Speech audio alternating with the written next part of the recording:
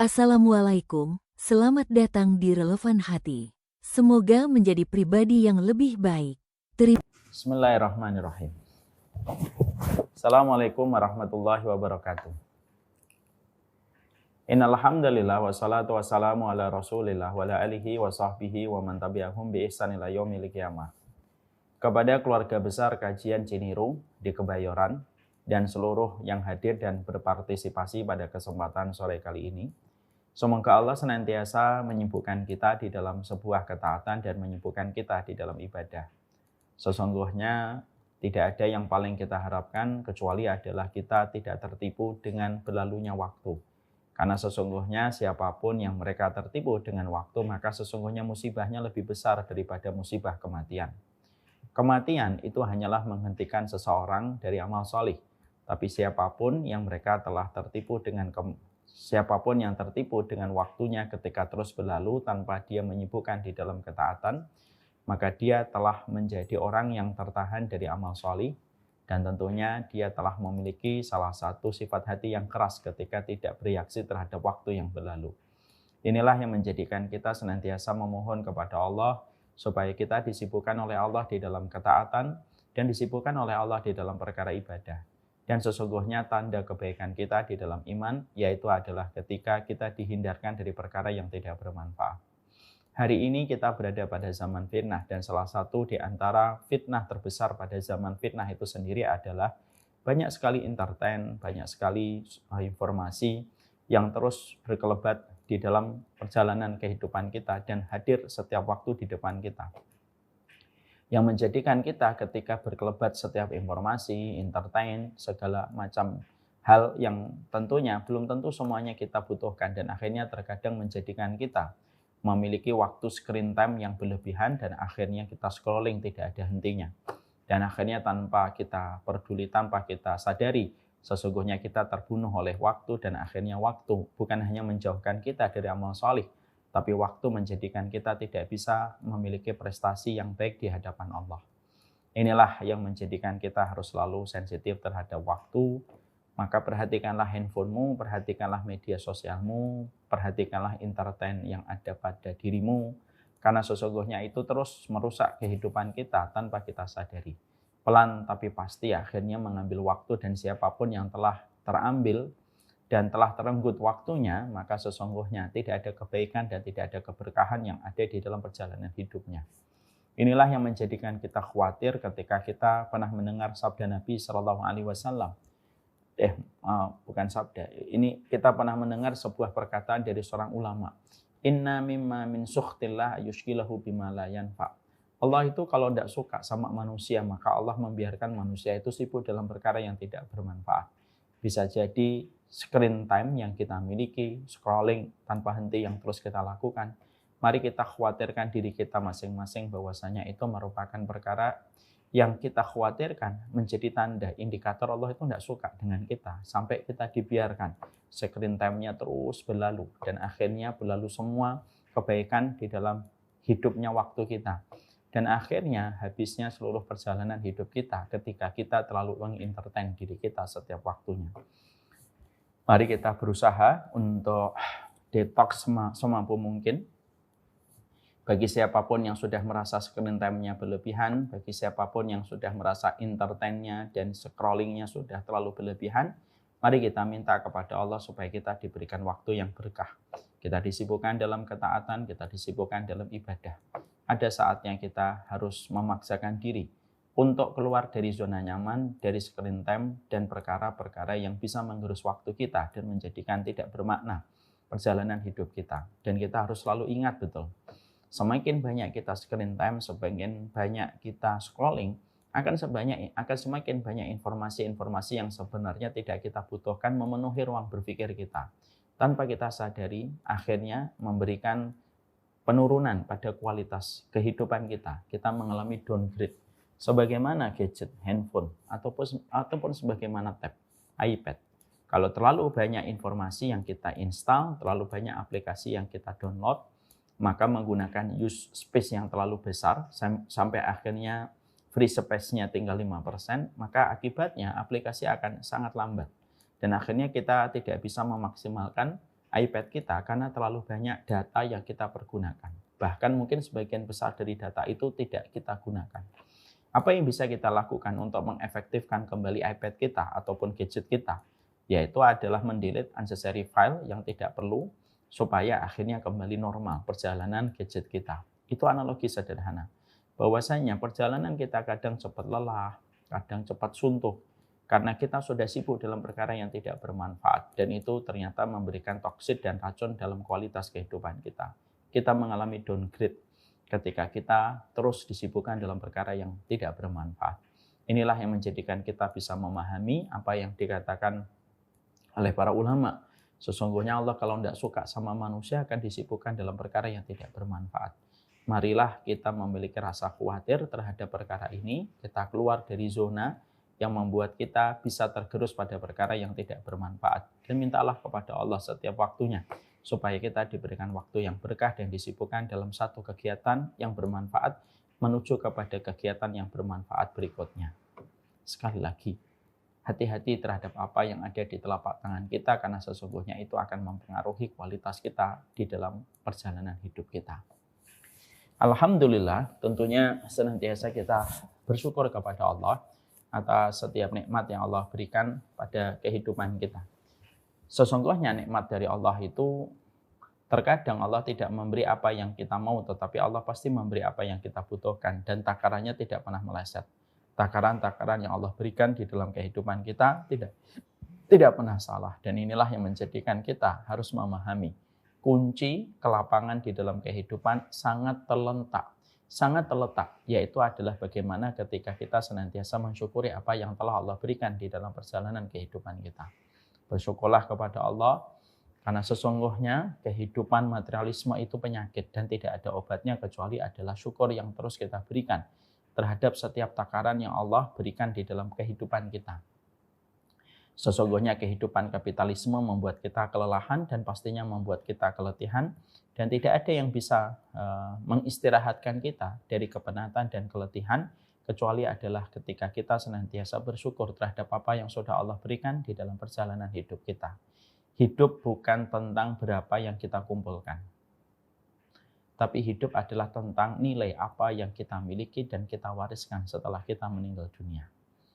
Sekali lagi, syukur mengajarkan kepada kita bukan berapa nilai, berapa kuantitas rupiah yang kita kumpulkan, tapi hidup itu syukur mengajarkan kepada kita tentang nilai yang kita rasakan di dalam kehidupan dan kita wariskan setelah kehidupan kita.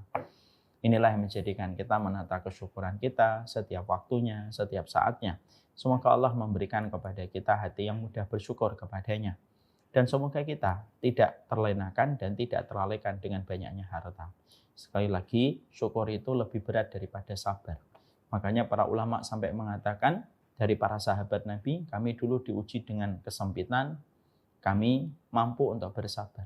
Tapi ketika kami diuji dengan kelapangan, sedikit sekali di antara kami yang mampu bersyukur. Kadang-kadang gula itu membuat kita terlena. Saya pernah mendengar seorang dokter itu berkata, penyakit gula itu bisa menjadikan deteksi semua penyakit di dalam tubuh itu menjadi hilang. Ya, deteksinya itu jadi hilang. Karena apa? Penyakit gula itu nutupin semua tanda-tanda dan gejala-gejala pada penyakit tubuh manusia. Sehingga ketika orang itu sudah gula itu, maka sesungguhnya harus sering untuk medical check up katanya. Seorang dokter pernah mengatakan itu. Sama pula, kadang-kadang kenikmatan itu terkadang begitu mudah menjadikan kita terlena dan begitu mudah menjadikan kita terlalaikan, sehingga akhirnya kita tidak bisa memaksimalkan kesyukuran kita kepada Allah. Sekali lagi, sabar itu dalam beberapa hal lebih berat, lebih gampang daripada kesyukuran. Semoga Allah menganugerahkan kepada kita sifat kesyukuran kita setiap waktu dan setiap saat. Di dalam setiap makna rezeki yang Allah takarkan untuk kita dan setiap karunia yang Allah berikan kepada kita. Kepada Allah kita bersyukur dan kepada Allah kita memohon pertolongan supaya kita diberikan hati dan jiwa yang senantiasa bersyukur. Keluarga besar Cinero yang semoga Allah rahmati. Tentunya kita sangat memahami sekali bahwasanya tidak setiap orang yang menginginkan kebaikan surga itu mendapatkan surga. Fakam min muridil khair la yusibuh. Berapa banyak orang yang menginginkan kebaikan tidak semuanya mendapatkan kebaikan itu, kata Abdullah bin Mas'ud. Ada yang ingin berharap untuk mendapatkan surga, tetapi belum tentu dia bisa mendapatkan surga. Karena banyak hal. Bisa jadi karena caranya salah, bisa jadi karena jalannya salah, bisa jadi karena petunjuk dan peta yang dia lewati adalah salah. Sehingga akhirnya tidak setiap orang yang mereka itu menginginkan surga itu mendapatkan surga.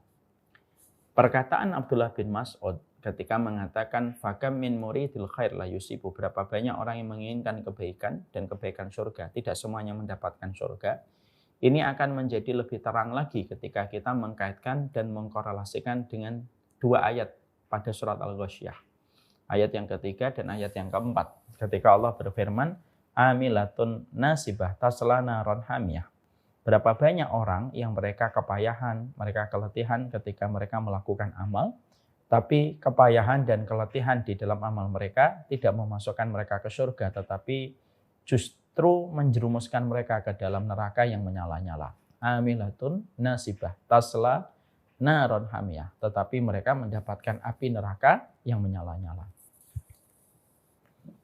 Ayat ini pernah membuat seorang Umar bin Khattab radhiyallahu anhu meneteskan air mata. Ayat ini pernah membuat seorang Umar bin Khattab radhiyallahu anhu meneteskan air mata. Ketika kejadiannya adalah pada satu waktu Umar bin Khattab berdiri di depan gereja. Tentunya Umar bin Khattab orang yang paling toleran, ya. Dan salah satu di antara makna toleran itu bukan mencampur adukan ibadah, tapi memberikan hak untuk beribadah kepada setiap agama dengan cara yang mereka lakukan dan tidak mengusik keyakinan mereka. Umar bin Khattab pada masa kekhilafahannya, maka beliau tidak pernah mengganggu dan mengusik agama-agama yang lain dalam setiap proses ibadah yang mereka lakukan. Maka Umar bin Khattab pernah berdiri di depan gereja, lalu mendapati orang lalu lalang masuk keluar gereja dengan berbagai macam aktivitas yang mereka lakukan. Ada yang kepayahan membersihkan, ada yang kepayahan membawa barang ini, ada yang keletihan membawa barang itu. Maka seketika Umar bin Khattab ketika melihat kejadian itu dan dia juga menjumpai ada pendeta, ada biarawan yang mereka juga sampai tidak menikah gitu ketika mereka menjalankan proses agama mereka, maka pada saat itu Umar bin Khattab itu menangis. Lalu ada seorang yang bertanya kepada Umar bin Khattab, "Ma yubkika ya Umar? Apa yang membuatmu menangis wahai Umar?" Lalu seketika Umar bin Khattab itu membacakan dua ayat di dalam surat Al-Ghasyiyah yang tadi baru saja kita bacakan, ayat yang ketiga dan yang keempat. Amilatun nasibah tasla naron hamiyah. Berapa banyak orang yang kepayahan dan keletihan di dalam beramal tapi tidak mendapatkan surga, tetapi justru mendapatkan api neraka yang menyala-nyala. Disitulah kita harus paham bahwasanya semua agama mengajarkan kebaikan, tetapi agama yang mengajarkan kebenaran hanyalah satu, mutlak, itu hanyalah Islam. Maka inilah yang menjadikan kita akhirnya paham, ternyata berapa banyak orang yang menginginkan surga tetapi belum tentu mendapatkan surga. Dan berapa banyak di antara agama Yahudi, para pemeluk agama Nasara, kalau mereka ditanya, mereka ingin kemana pada perjalanan setelah kematiannya, mereka pasti mengatakan ingin ke surga. Tapi apakah semua orang yang berjalan menuju ke surga itu mendapatkan surga? Enggak. Disitulah kita akhirnya paham. Kita ingin sekali untuk meluruskan perjalanan kita. Kita ingin sekali setiap kebaikan-kebaikan kita menghantarkan kita kepada rahmatnya Allah. Karena di balik rahmatnya Allah itu ada surga.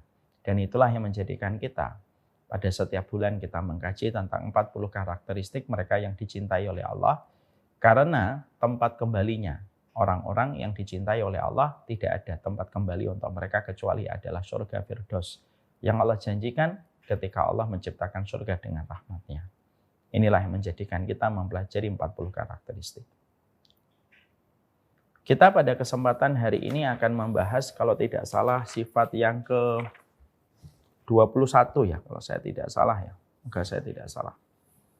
Bahwasanya salah satu di antara amal, di antara karakteristik yang dicintai oleh Allah yang harusnya terdapat pada diri kita sebagai penempuh jalan ke surga, Setiap orang yang mendambakan surga itu harus senantiasa memiliki dua sifat yang senantiasa menyertai, dan dua sifat ini senantiasa saling bersinergi dan tidak bisa dipisahkan di antara keduanya. Dua sifat ini adalah sifat yang pertama, yaitu adalah sifat malu, dan yang kedua itu adalah sifat menutupi. Karena keduanya memang saling berkaitan dan konsekuensinya ada sifat malu itu menyebabkan kita ingin menutupi. Maka sesungguhnya inilah merupakan salah satu sifat yang mungkin hari ini banyak menjadi satu tema yang tenggelam di antara banyak tema-tema yang lain. Di mana ketika kita membicarakan tentang sunnah, maka terkadang tema tentang keutamaan memiliki sifat malu ini termasuk salah satu di antara tema yang tenggelam. Karena ya memang kita yang hari ini hidup pada zaman ketika setiap orang itu berusaha untuk tampil pede, dan ketika setiap orang itu berusaha betul bagaimana dia memiliki kepercayaan di tengah keramaian manusia. Dan sebenarnya ini tidak salah, selama kita tahu bagaimana batasannya dan bagaimana kita memahami tentang sifat malu. Oleh karenanya, karena ini merupakan salah satu sifat di antara para penempuh jalan surga, mari kita membahas dulu bahwasanya malu yang dimaksudkan di sini tentunya bukan hanya sekedar malu. Tetapi sesungguhnya Imam Nawawi itu mengatakan bahwasanya malu salah satu sifat yang dimiliki oleh para penghuni surga. Contohnya Utsman bin Affan itu memiliki sifat malu. Rasulullah pun memiliki sifat malu. Bahkan sebelum Rasulullah dan sebelum Utsman bin Affan, maka sesungguhnya Allah pun memiliki sifat malu. Dan itu tergambar bagaimana ketika Rasulullah menggambarkan tentang Allah Subhanahu wa taala. Ketika Rasulullah bersabda, "Innallaha hayyun karim, yastahi min 'abdihi idza ayyarfa'a ar-rajul yadayhi summa yarudhuma sifran." Sesungguhnya Rasulullah itu bersabda, sesungguhnya Rabb kalian yaitu adalah Allah, zat yang sangat pemalu. Maka saking pemalunya Allah, Allah itu malu kepada hambanya kalau ada hambanya mengangkat tangan meminta sesuatu kepada Allah, lalu hamba itu menarik tangannya dalam kondisi kosong. Allah itu malu. Makanya orang yang berdoa selalu dikabulkan oleh Allah selama prosedurnya dan selama syarat-syaratnya betul-betul dipenuhi oleh orang itu. Maka sesungguhnya itu menggambarkan kepada kita sebelum Allah mencintai hamba-hambanya yang malu, sesungguhnya Allah diceritakan dan disifati oleh baginda Nabi sebagai zat yang memiliki sifat malu. Rasulullah pun memiliki sifat malu. Kita pun menjumpai Utsman bin Affan itu memiliki sifat malu. Makanya Utsman bin Affan itu kalau khutbahnya itu sebentar dan sangat singkat. Makanya ada sebuah sifat yang menempel pada diri Utsman yang dikenal luas oleh para ulama. Sifat itu apa? Bahwasanya maluhu afsah min khutbatihi. Sesungguhnya Utsman bin Affan itu hartanya lebih fasih daripada lisannya. Kenapa? Karena sahabat Utsman itu saking pemalunya kalau khutbah itu tidak bisa lama. Tapi jangan tanya, hartanya itu luar biasa mengalir dalam setiap perjalanan dakwahnya Rasulullah SAW. Makanya terkenalah sifat itu. Hartanya lebih fasih daripada lisannya. Karena sesungguhnya Utsman bin Affan itu memiliki sifat malu. Maka inilah yang menjadikan kita akhirnya paham. Kalau Allah memiliki sifat malu, kalaulah Nabi Muhammad pun pemalu, kalaulah Utsman bin Affan itu pemalu, maka kita bahas dulu definisi malu yang mana. Karena kalau kita salah mendefinisikan, akhirnya nanti akan salah di dalam kita merealisasikan malu ini pada perjalanan hidup kita. Makanya sifat malu yang memiliki keutamaan itu sifat malu pada bagian apa? Jadi sifat malu pada bagian apa yang harus kita perhatikan betul. Supaya jangan sampai kita salah mengambil definisi dari sifat malu.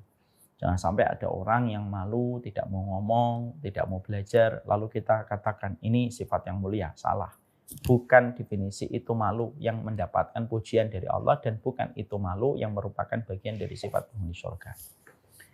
Imam Nawawi itu mengatakan bahwasanya Imam Nawawi di dalam satu kitabnya disampaikan di dalam Majmu' Syarh Muhadzab bahwasanya malu itu adalah sebuah dorongan pada hati seseorang yang menjadikan dia betul-betul meninggalkan perbuatan yang jelek dan mencegah dia untuk mengambil haknya orang lain, maka inilah yang disebut dengan malu yang dipuji oleh Allah, yang menjadikan dia ketika akan melakukan kemaksiatan, menjadikan dia mendapatkan dorongan di hati untuk meninggalkan kemaksiatan, meninggalkan dosa karena dia memiliki sifat malu di hadapan manusia yang melihat perbuatan dosa itu, dan dia lebih memiliki sifat malu di hadapan Allah, dan menjadikan dia tidak mau untuk menyakitin orang lain, tidak mau untuk menzalimi orang lain, tidak mau untuk mengumbar pertikaian dan permusuhan dengan orang lain karena sifat malu yang ada pada dirinya, dan menjadikan dia tidak pernah berusaha untuk mengambil haknya orang lain.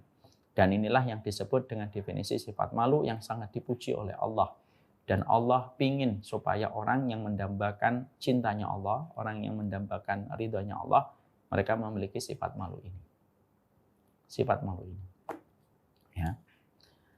Makanya akhirnya Imam Ibnu Qayyim pun mengatakan di dalam kitabnya Madarijus Salikin, ya, bahwasanya manusia itu memiliki besarnya sifat malu ketika hatinya hidup. Dan biasanya ketika manusia itu mati hatinya, dia tidak memiliki sifat malu. Sehingga akhirnya yang terjadi adalah banyak pelanggaran, banyak tindakan yang melampaui batas ketika seseorang tidak memiliki sifat malu di dalam perjalanan hidupnya. Dan biasanya hilangnya sifat malu itu ketika matinya hati dan matinya ruh di dalam hatinya. Karena hati dan ruh yang fitrah, hati dan ruh yang masih hidup itu secara otomatis akan mengeluarkan sifat malu yang mendorong manusia itu untuk meninggalkan perbuatan yang diharamkan oleh Allah. Makanya kalau ada, maaf ya, kalau kita bicara dari apa yang disampaikan oleh Imam Ibnu Qayyim dan disampaikan oleh Imam Nawawi, di situ kita menjumpai kalau ada orang kok sampai mengumbar kemaksiatan, bukan hanya mereka melakukan kemaksiatan ya, karena melakukan kemaksiatan saja sudah melanggar sifat malunya dia di hadapan Allah. Kalau ada orang sampai melakukan kemaksiatan, ditampilkan kemaksiatan itu di depan orang banyak, diceritakan, lalu dibanggakan dari kemaksiatan itu tanpa dia merasa malu ketika semua orang mendengar aibnya, mendengar dosanya gitu.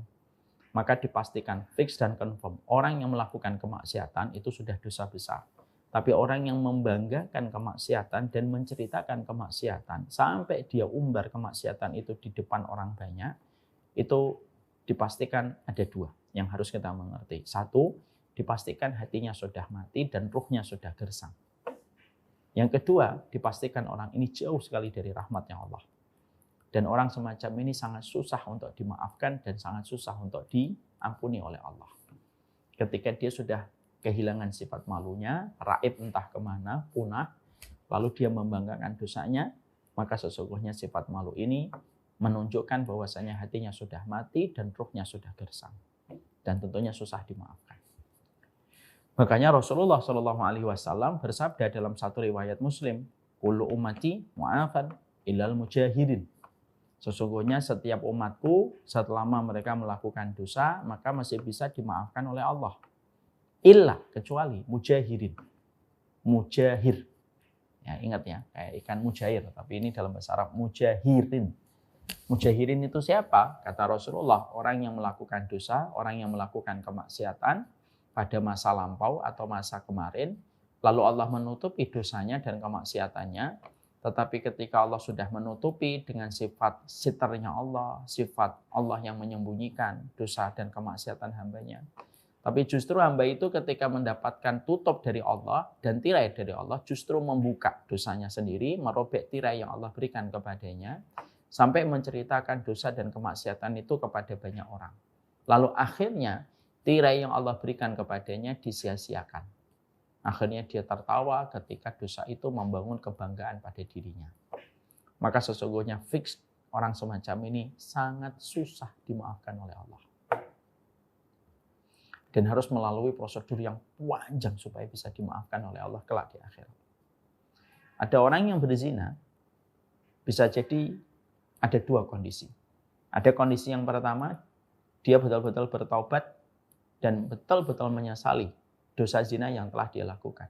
Dia sembunyikan, dia rahasiakan dosa zina itu, lalu dia tutupi, dia berubah menjadi pribadi yang jauh lebih baik. Dia meninggalkan komunitas, dia meninggalkan kelompok orang yang menjadikan dia terjerumus terhadap perbuatan zina. Orang semacam ini sangat besar mendapatkan ampunan dari Allah. Kenapa? Karena Allah itu bersifat ghafur. Sebesar apapun dosamu, maka Allah lebih besar ampunannya. Ada orang yang berzina nomor dua. Ada orang yang berzina nomor 2. Orang yang berzina nomor 2 itu adalah orang yang mereka berzina, tapi dengan zinanya dia bangga. Maka dia memproklamirkan dirinya, mendeklarasikan dirinya sebagai orang yang melakukan perbuatan zina. Mungkin dia yang men-share perbuatan zinanya, mungkin dia yang membagikan videonya, mungkin dia yang men-share bagaimana fotonya dan videonya kepada banyak orang. Lalu dia menceritakan proses zinanya itu kepada banyak orang. Maka sesungguhnya orang semacam itu tadi susah sekali dimaafkan oleh Allah, dan kalaupun ingin dimaafkan oleh Allah kelak di akhirat, itu prosedurnya susah orang semacam ini. Karena apa? Saking begitu bencinya Allah kepada pelaku dosa kalau dia sudah membanggakan dosanya. Ya. Makanya inilah yang kita sebut dengan definisi malu. Makanya maaf ya, kadang-kadang ini mengomentari ya, kalau ada seorang perempuan, seorang laki-laki gitu ya, kebiasaannya zina, lalu dia banggakan, lalu dia ceritakan di podcast kebiasaannya berzina gitu. Ya seharusnya ya dia harus siap dengan semuanya toh, kalau dia sudah memproklamirkan. Yang lucu itu kadang-kadang ada orang membanggakan dirinya suka zina. Nah, ada perempuan atau laki-laki yang suka menceritakan dengan pede untuk meraih simpati dan meraih pride gitu. Dia merasa terhormat gitu.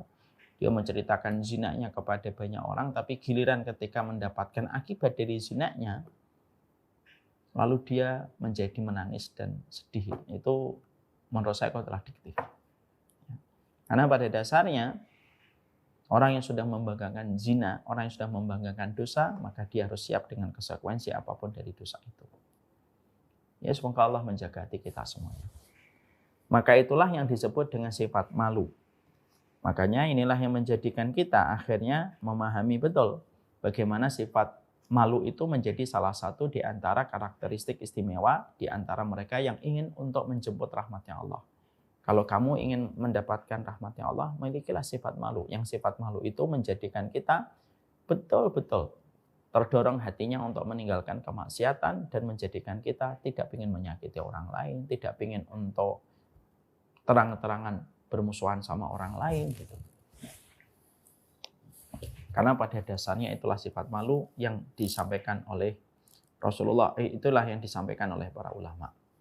Makanya di situ kita harus memahami bahwasanya sifat malu itu merupakan sebuah kemuliaan. Orang yang memiliki sifat malu itulah yang akan menumbuhkan banyak kebaikan-kebaikan di dalam hidupnya. Orang yang memiliki sifat malu menjadikan dia tidak gampang untuk berkenalan dengan perempuan, tidak gampang berkenalan dengan laki-laki, ketika dia memiliki sifat malu, sehingga akhirnya bisa terhindarkan dari zina.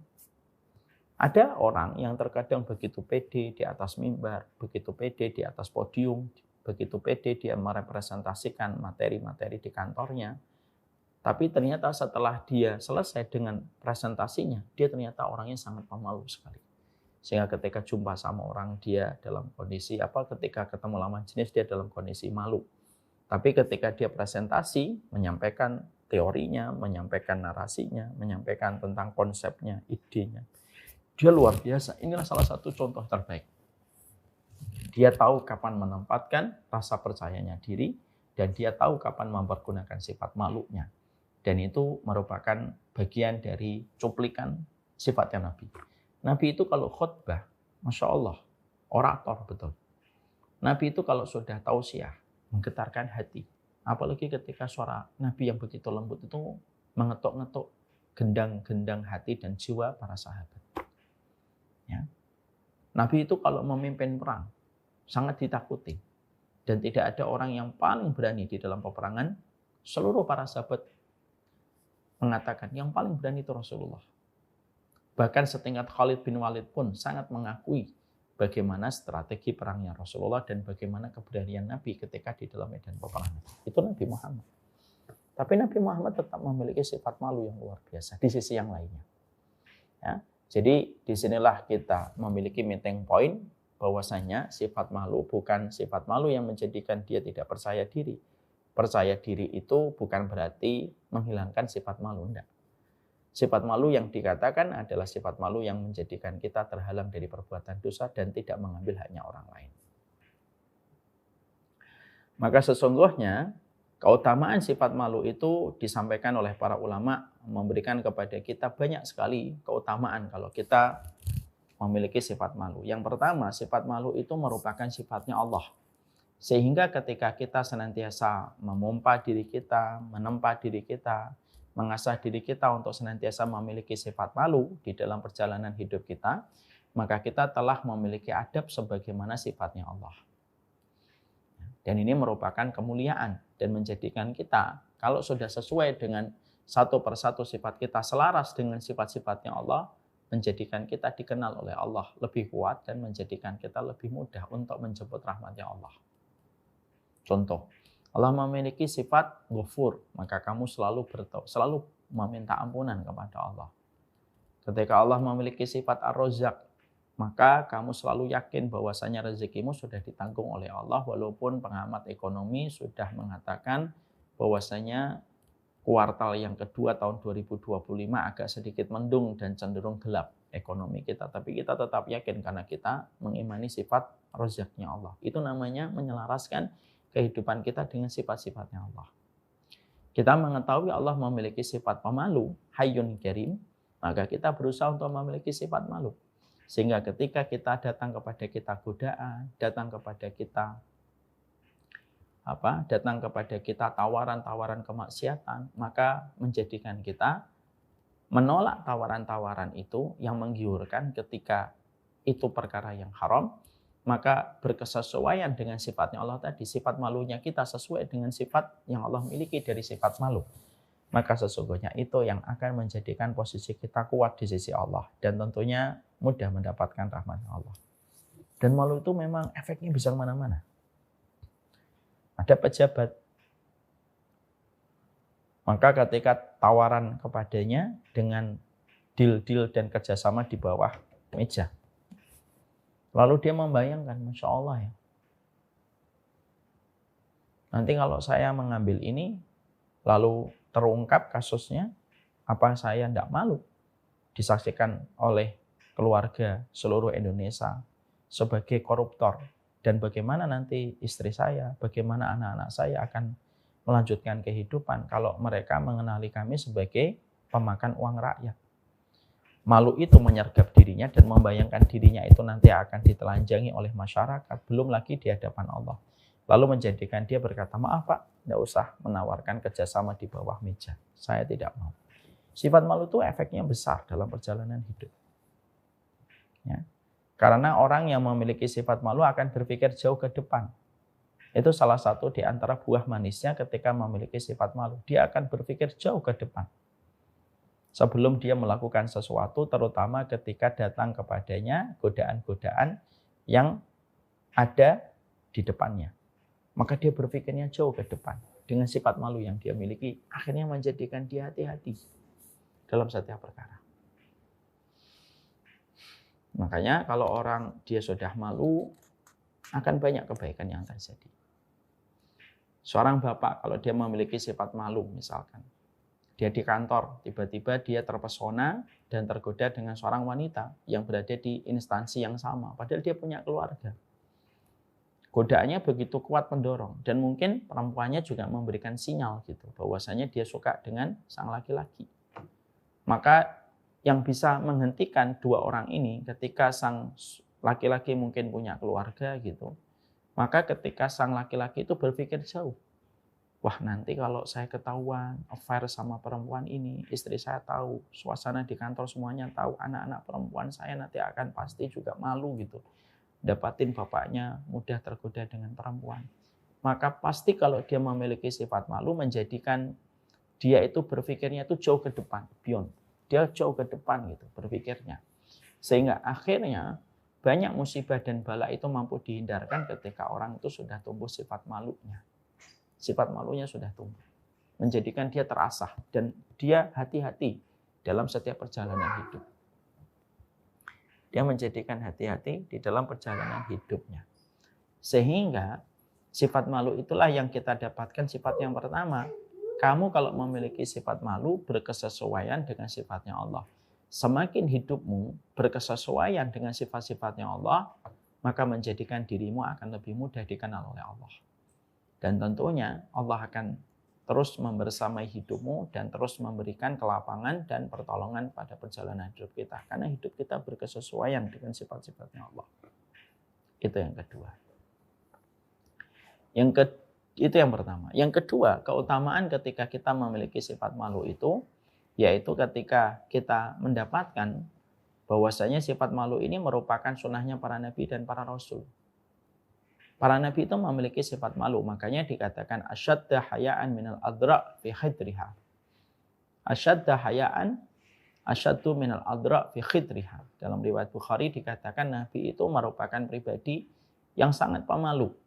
Lebih pemalu daripada seorang gadis yang sedang berada di pingit. Lebih malu daripada seorang gadis yang sedang dipingit dan sedang bersembunyi di dalam kamarnya. Artinya, Nabi itu pemalu. Sehingga akhirnya sifat malu itulah yang betul-betul menjadikan kehidupan Nabi itu mulia. Karena beliau terhindarkan dari sifat-sifat yang ekstra, yang kontraproduktif. Jadi kalau ada orang, ketika dia memiliki sifat malu, maka minimal dia akan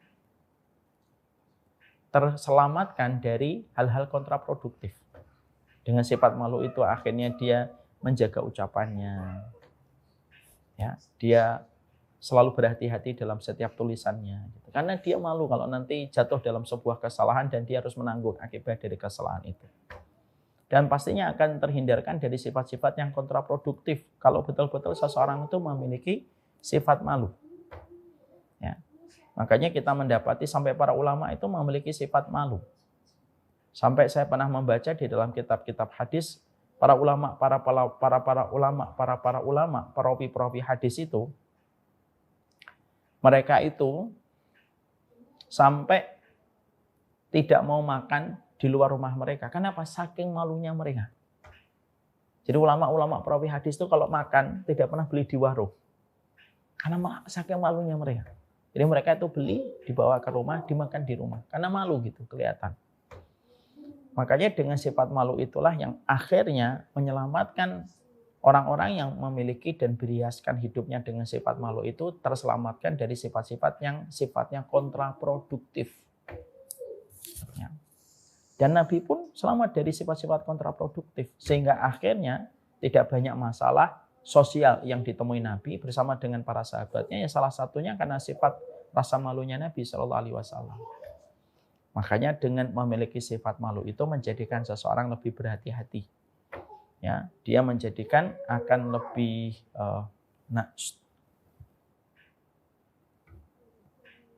ambil lagi ngisi. Sehingga akhirnya menjadikan dia akan terkontrol dengan sifat malu itu. Jadi bukan hanya menjadikan pemilik sifat malu itu berpikir jauh, tapi sifat malu itu bisa mengontrol dalam kebaikan. Ya. Makanya maaf, kalau seorang perempuan memiliki sifat malu dan dia tahu bagaimana mengiris sifat malu yang harus dia miliki dan kapan dia harus percaya diri ketika dia memiliki potensi dan memiliki kemampuan komunikasi yang baik, tapi dia tetap memiliki sifat malu, maka sesungguhnya Masya Allah itu. Perempuan semacam ini harganya mahal. Karena apa? Dia memiliki sifat malu yang menjadikan dia terjaga dari segala macam noda kemaksiatan dan segala macam dosa-dosa yang bisa mengenai kepada dirinya dengan sifat malu. Ya, saya pernah menjumpai ada seorang perempuan itu cerita dalam sebuah konsultasi saat itu di direct message-nya Instagram dibacakan oleh admin. Jadi ada seorang perempuan itu saking malunya, dia pernah bertanya pertanyaan semacam ini. Saya itu pernah ngurus KTP atau KK, saya lupa. Ketika pengurusan itu, kami mendapatkan instruksi untuk difoto. Maka pada saat ketika mau tanda tangan setelah itu, saya ketika difoto saya sangat malu. Gitu. Dan ketika akan tanda tangan saya secara tidak langsung, tidak sengaja tersentuh oleh petugas adminnya. Pertanyaannya apa? Pertanyaannya ibu dan bapak mungkin tidak menduga. Ini jujur pertanyaan yang ditujukan ke kita. Insya Allah bukan untuk settingan dan bukan untuk gimmick. Pertanyaannya itu bagus. Pertanyaan itu Masya Allah membuat kita itu hampir, ya Allah masih ada orang-orang semacam ini. Pertanyaannya itu, gimana caranya saya untuk menebus kesalahan saya ketika tangan saya tersentuh dengan laki-laki yang tidak mahram bagi saya? Itu yang pertama. Yang kedua, gimana ya caranya saya untuk menutupi rasa malu ketika saya difoto oleh seorang laki-laki? Karena pada saat itu saya malu sekali ketika dikatakan difoto gitu. Dan saya tahu yang memfotonya adalah seorang laki-laki, Masya Allah. Ini memberikan kepada kita, kisah nyata ini memberikan kepada kita sebuah ibroh. Ibrohnya itu apa? Pelajarannya itu apa? Pelajarannya itu adalah Masya Allah ya, ternyata memiliki sifat malu itu menjadikan akhirnya orang itu berhati-hati betul dalam perjalanan hidupnya. Sehingga masalah-masalah yang tampaknya sepele bagi kebanyakan orang itu menjadi masalah yang sangat merisaukan dirinya. Sehingga akhirnya dia hidupnya mengevaluasi terus di hadapan Allah. Orang kalau selalu risau dengan dosa itu kan selalu mengevaluasi dirinya di hadapan Allah. Makanya yang kedua, sifat malu itu merupakan sifatnya para nabi. Dan para nabi itu malu. Mereka itu malu. Sering mereka malu, lebih malu daripada gadis yang dipingit di dalam kamarnya. Yang ketiga, bahwasanya malu itu merupakan bagian dari iman. Jadi kalau orang itu memiliki malu, lalu Nabi mengatakan da'hu, ya. Fa innal haya minal iman.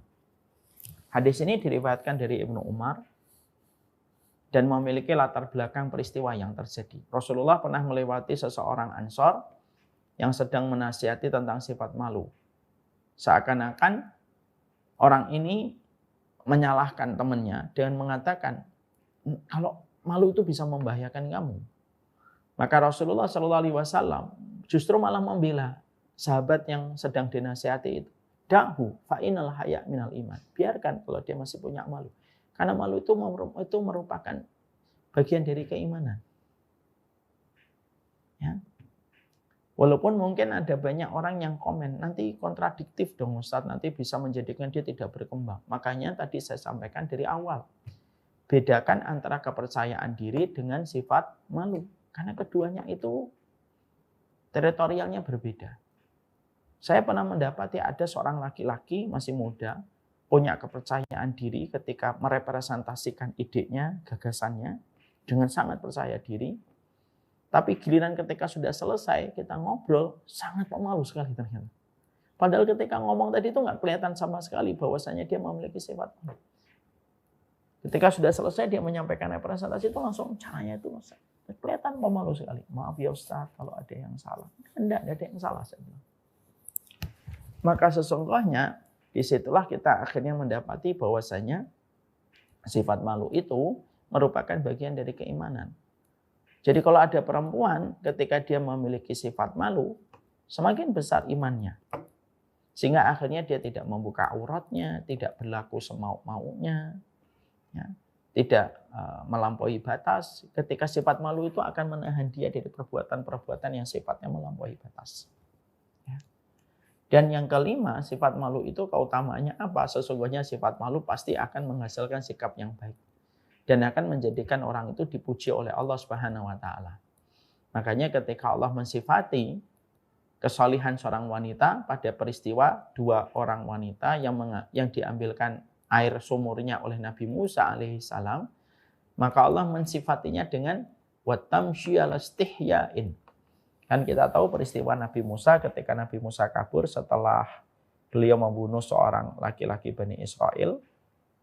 Lalu beliau kabur dan saat itu beliau berada di satu kawasan, banyak laki-laki sedang mengambilkan air sumur, lalu ada dua orang wanita yang menunggu sabar gitu.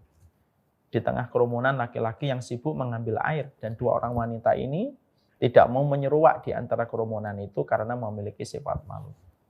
Lalu Nabi Musa mengambilkan air sumur itu untuk dua wanita tersebut dan ketika dua wanita itu akhirnya ingin menyampaikan terima kasih, salam dari bapaknya, maka Allah mensifatinya dengan mengatakan watamshi alastihyain. Salah satu wanita itu berjalan dengan penuh rasa malu ketika dia akan mengutarakan salamnya dari bapak mereka untuk Nabi Musa. Dan itulah yang akhirnya menjadi istrinya Nabi Musa alaihissalam. Maka akhirnya disitulah kita mendapati bahwasanya sifat malu itu menghasilkan banyak kebaikan. Ya. Makanya di tengah zaman hari ini kalau ada seorang perempuan tidak memiliki sosmed gitu, itu harganya mahal sekali itu biasanya. Apalagi ataupun dia memiliki sosmed tapi tidak mempublish terus-menerus foto-foto yang dia miliki, itu insya Allah ada banyak kebaikan. Makanya saya mengingatkan ya, jangan mudah-mudah kita mempublish foto kita pribadi. Ya, terutama untuk kalangan wanita, terutama untuk mereka-mereka yang diberikan paras, yang membuat sebagian laki-laki itu suka terpesona melihat parasnya. Hati-hati. Ya. Jangan sampai ketika kita terlalu mengekspos paras kita, mempublish foto kita di tempat publik, maka justru akan menjadi mudarat untuk kita, karena sesungguhnya tidak setiap laki-laki yang melihat fotomu, melihat parasmu dalam bentuk foto, tidak semua hatinya bersih. Tidak semua hatinya bersih. Ya, makanya kita mengingat kasus dulu 2 tahun 3 tahun yang lalu kita pernah digemparkan sebuah kasus, ada laki-laki yang dia mengkoleksi perempuan-perempuan bercadar, sampai perempuan bercadar pun dikoleksi untuk memuaskan syahwatnya di kamar mandi. Nauzubillah min dzalik. Itu saja sudah kita mengetahui ya, laki-laki itu kalau sudah rusak hatinya, sampai wanita bercadar tinggal mata saja itu pun masih memancing syahwatnya. Ya. Makanya akhirnya sifat malu itu yang keempat, keutamaannya apa? Sifat malu yang keempat itu menjadikan kita akhirnya mendapatkan banyak kebaikan. Sifat malunya wanita yang tadi, ketika dia berjalan dengan rasa malu ketika menyampaikan salam bapaknya kepada Nabi Musa, menjadikan dia akhirnya bersuamikan seorang Nabi dan seorang Rasul ulul azmi, yaitu adalah Nabi Musa alaihissalam.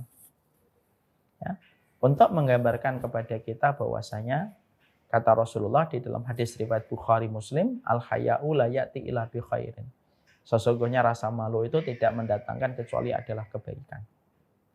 Yang kelima, sesungguhnya sifat malu memiliki keutamaan supaya orang itu menahan diri dari berbagai macam larangan.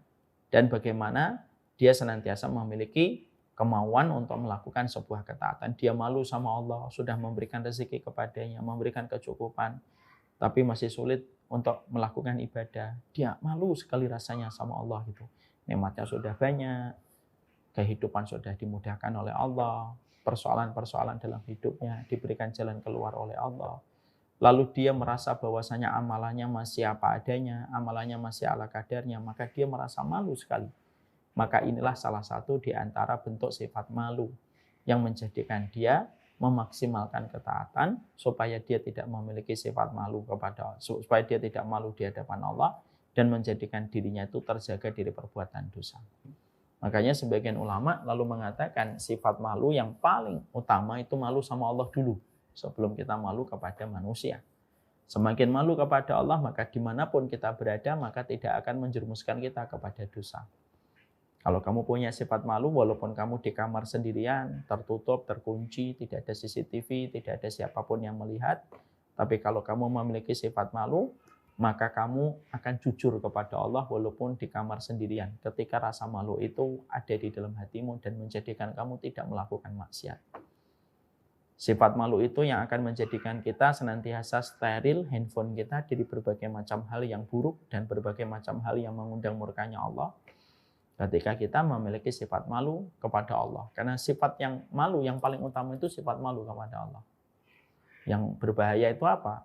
Orang yang malu di depan orang lain, tetapi dia menjadi manusia yang paling liar. Kalau dia di tengah kesendirian tidak memiliki rasa malu kepada Allah. Makanya ada sebuah kata-kata yang membuat kita berdoa semoga kita terhindar dari sifat ini. Ada orang yang menjadi walinya Allah di tengah keramaian, tapi menjadi walinya setan di tengah kesendirian. Jadi kalau di tengah banyak orang, kelihatan taat, kelihatan bagaimana dia malu melakukan dosa di depan orang banyak. Tapi justru nanti ketika sendirian, nampak ini, nggak ada rasa malunya sama sekali di hadapan Allah. Dan inilah yang menjadikan kita memahami sifat malu, ya sifat malu.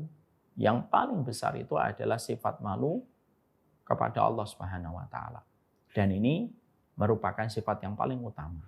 Baru yang kedua, sifat malu kepada Allah menjadikan kita juga memiliki sifat malu kepada manusia. Sifat malu kepada guru, kalau kita menjadi muridnya, tetapi kita ternyata tidak mengamalkan setiap ilmu yang disampaikan oleh guru kita. Kita punya sifat malu dan ini melahirkan banyak kebaikan.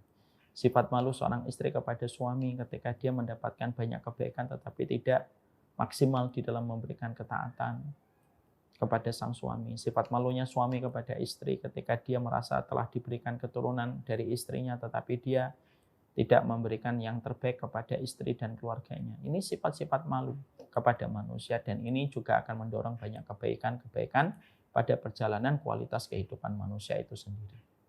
Maka sesungguhnya itulah sifat malu. Nah, sifat malu ini lalu disambung dengan sifat menutupi. Artinya menutupi itu apa? Yaitu menutupi dari segala macam hal. Artinya menutupi aurat kita, ini termasuk menutupi. Ya, tidak memperlihatkan lekuk tubuh kita, ini termasuk sifat menutupi. Karena sesungguhnya ketika kita memiliki sifat malu, maka pasti kita akan memiliki sifat menutupi. Menutupi itu artinya adalah kita menutupi perkara-perkara yang Allah perintahkan bagi kita untuk menutupinya. Dan sifat menutupi ini, Masya Allah, sifat menutupi ini juga menjadikan kita kalau kita sudah pernah melakukan dosa, sudah pernah melakukan kemaksiatan, maka kita betul-betul menutupi setiap dosa dan kemaksiatan dan tidak perlu kita umbar dosa itu dan kemaksiatan itu kepada siapapun. Makanya maaf, kalau ada seorang wanita, dia memiliki masa lalu yang kelam, lalu dia bertobat, lalu dia berhijrah, setelah itu dia menikah, maka tidak ada kewajiban wanita itu untuk menceritakan lembaran kelam dan lembaran hitamnya kepada sang suami. Dan sang suami tidak boleh tanya, kamu sebelum saya nikahin, apa saja yang sudah kamu lakukan? Itu tidak boleh nanya semacam itu. Kenapa? Karena sudah ditutupi sama Allah. Kamu orek-orek dan kamu berusaha merobek tirainya Allah. Tidak boleh. Banyak laki-laki itu hari ini kalau mereka menikah, bukan banyak ya, adalah beberapa kasusnya, bahwasanya beberapa kasus yang terjadi ada laki-laki ketika mereka menikah, maka mereka itu menyelidiki latar belakang istrinya dulu. Dan apa saja yang telah dilakukan istrinya dulu sebelum menikah dengan dirinya. Kamu dulu pacarnya siapa aja, orang mana aja, ngapain aja, sudah ngapain aja, sudah sampai zina ya kamu dulu ya. Ini tidak boleh dan ini termasuk dosa. Kenapa ini termasuk dosa? Karena kamu berusaha untuk merobek tirai yang Allah berikan kepadanya. Sama pula ketika seorang istri, lalu dia menikah, lalu dia mungkin menikah, lalu dia pernah mendengar selentingan-selentingan kabar tentang suaminya, tentang kabar ini, kabar itu. Jangan kamu selidiki. Biarkan itu menjadi masa lalunya yang dia tutupi dan tidak perlu kamu umbar-umbar dan tidak perlu kamu buka-buka lagi. Kamu dulu sama siapa, Mas? Ngapain aja dulu kamu? Jangan-jangan dulu kamu gini juga ya? Jangan-jangan kamu begitu ya? Ini tidak boleh. Ini berarti kamu sengaja untuk memberanikan dirimu untuk merobek tirai yang telah Allah berikan kepada dirinya. Makanya setiap dosa dan setiap kemaksiatan yang telah dilakukan dan telah dikerjakan, maka sesungguhnya biarkan saja itu menjadi masa lalunya dan tidak perlu bagi kita untuk mengorek-ngorek apa yang telah terjadi di masa lalunya. Bahkan kalau pasangan kita mencoba untuk, kalaupun pasangan kita sendiri ingin mencoba untuk menceritakan sendiri dosanya, maka tutupi, katakan kepadanya, "Enggak Mas, ittaqillah, bertakwalah sama Allah, enggak usah diceritakan apa yang pernah menjadi masa lalumu. Enggak usah, kamu enggak perlu tahu." Kita nasihatin dia supaya dia betul-betul terselamatkan dari perkara yang dibenci oleh Allah. Karena Allah itu memiliki sifat malu tadi, itulah yang menjadikan Allah menutupin. Nih dikasih tutup, dikasih tirai, dikasih tirai, dikasih tirai. Jangan sampai disia-siakan tirai dari Allah. Ya, dan itu merupakan perkara yang sifatnya itu bersambung dan terkoneksi. Malu dan menutupi, malu dan menutupi. Kalau kamu punya sifat malu, nggak mungkin ngomongkan cerita dosamu, karena saking malunya dosa itu. Makanya maaf ya, mendapatkan dosa saudara kita itu berat. Jadi kalau bapak, kalau emas dan mbak, abang dan teteh, Kalau ada di antara kita sampai tahu dosanya orang lain, itu justru berat. Kenapa? Karena semenjak kita tahu dosanya orang, kita akan dilihat oleh Allah apakah kita nutupin atau tidak. Sekalinya kamu membuka, maka kamu akan dibuka dosamu. Makanya salah satu doanya Imam Ahmad apa? Ya Allah, tutupilah aib guruku. Itu doanya Imam Ahmad. Dan kita pun sebenarnya boleh berdoa, ya Allah tutupilah auratnya kaum muslimin supaya saya tidak perlu tahu dosanya orang. Karena mengetahui dosanya orang itu bukan kebaikan, mengetahui dosanya orang itu berat. Satu, menjadikan kamu akan meremehkan dia. Yang kedua, bisa jadi ketika meremehkan dia bertobat dan tobatnya diterima, tapi kamu tetap meremehkan padahal dia sudah diterima lagi oleh Allah. Dan bisa jadi dosamu juga akan dibuka kalau sekalinya kamu membuka dosa yang telah kamu ketahui dari saudaramu. Makanya kita ini kalau dengan kita malu, maka kita akan meminta dengan sifat malunya kita apa? Ya Allah, tutupilah dosa-dosa saudara-saudaraku. Tidak perlu saya tahu. Saya malu mengetahui dosa-dosa mereka karena saya juga tidak lepas dari dosa. Tutupilah aib suamiku, tutupilah aib istriku, tutupilah aib anakku, tutupilah aib Pak Diku, tutupilah aib pamanku, tutupilah aib manajerku, tutupilah aib ownerku, tutupilah aib tetanggaku, supaya kita tidak perlu tahu dosa-dosa mereka. Karena apa? Tidak mengetahui dosa orang lain itu lebih ringan untukmu. Ya. Ignoring is blessing. Tidak tahu itu kadang lebih berkah untuk kita. Jadi jangan malah kita itu, kalau ada orang cerita, saya itu pengen ceritakan dosa, maka kita harus nanya, apakah sepenting itu dosa itu mau diceritakan? Kalau dia mengatakan iya karena berkaitan tentang solusi yang ingin saya dapatkan. Kalau begitu enggak apa-apa. Tapi itu konsekuensinya berat. Tapi kalau dia mengatakan enggak, dosa ini saya ceritakan supaya ya enggak apa-apa aja saya pengen cerita. Enggak usah cerita, enggak usah tahu. Sifat malu yang menjadikan kita tidak perlu tahu dosanya orang. Dan semakin kita tidak tahu dosanya orang, maka kita akan semakin selamat nanti di akhirat. Karena apa? Karena tidak ada faktor dan tidak ada penyebab yang menjadikan dosa kita dibuka oleh Allah. Karena kita nggak tahu dosanya orang lain. Kita nggak tahu dosanya orang. Tidak perlu tahu dosanya orang lain. Tidak penting untuk kamu. Dan yang paling mengerikan itu, kalau kita tahu dosanya orang lain itu tadi saya menyampaikan. Kalau kamu sampai tahu dosanya orang lain, kamu meremehkan dia. Padahal bisa jadi setelah dia melakukan dosa itu, dia betul-betul bertobat kepada Allah dan Allah terima tobatnya. Tapi kamu tetap mengingatnya dia dengan dosa itu, tetap meremehkannya. Padahal dia sudah diterima kembali oleh Allah. Nah itu yang paling ngeri. Dan bisa jadi kita akan diuji dengan dosa yang sama, karena kita meremehkannya. Dan kita akan diuji dengan dosa yang sama, dan bisa jadi kita pun tidak selamat dari dosa itu, karena kita pernah meremehkan orang dengan dosa itu. Dan kita pun diuji dengan dosa yang sama, dan kita tidak selamat. Jadi, inilah yang menjadikan kita akhirnya memahami betul. Tidak usah tahu. Ikutin Imam Ahmad. Ya Allah, tutupilah aib guruku, tutupilah aib tetanggaku, tutupilah aib murid-muridku. Saya tidak perlu tahu ya Allah. Saya tidak perlu tahu. Berat, mengetahui aib itu berat. Jadi ini saling berkaitan antara malu dengan sifat kita untuk menutupi dosa dan kita menutupi dosa teman-teman dan sahabat-sahabat kita. Dan lebih mudah itu tidak menutupi. Kita sengaja tidak mau tahu dosanya orang. Karena apa? Karena kita tahu betapa beratnya untuk menutupi dosanya orang. Maka lebih baik preventif, mencegah saja. Mencegahnya gimana? Ya Allah, tutup mataku dari dosa teman-temanku. Tutup mataku dari dosa-dosa dan kemaksiatan sahabatku supaya aku mengenal mereka itu dalam kebaikan. Dan itu yang akan memberikan kelapangan dalam hidup kita.